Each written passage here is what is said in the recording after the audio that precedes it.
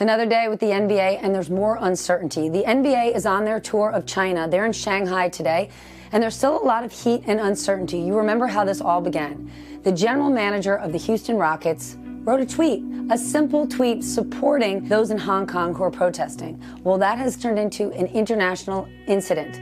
The Houston Rockets have lost tens of millions of dollars of endorsements and sponsorships. This could end up being billions. Remember, this sport is hugely popular in China. Last year, almost half the Chinese population, I'm talking 800 million people, watched the NBA season. So while China has this economic power, and that's where Adam Silver, the commissioner of the NBA, is kind of walking this line, we've got cultural power.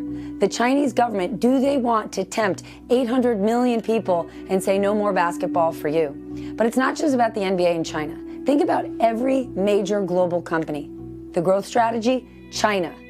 Disney, Pepsi, Apple, take your pick. Those CEOs have to be sitting here wondering, are any of their employees going to tweet? None of them are going to say to their employees, in your free time on your own Twitter account, don't say X or Y. But we learned this week, one simple tweet could cost billions of dollars. Right now, there's a lot of uncertainty. In Shanghai today, all over the city, signs for the NBA for this week, for tonight's upcoming Lakers-Nets game, those signs have been taken away. There was supposed to be a Special Olympics event that the Lakers were hosting, canceled. Same thing happened with the Nets yesterday.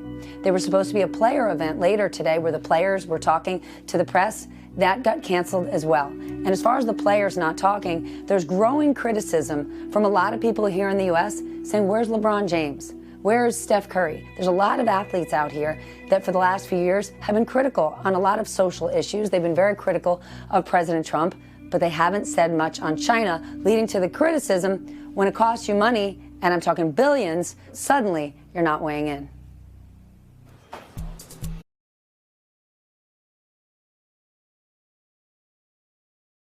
Hey, NBC News viewers, thanks for checking out our YouTube channel. Subscribe by clicking on that button down here and click on any of the videos over here to watch the latest interviews, show highlights, and digital exclusives. Thanks for watching.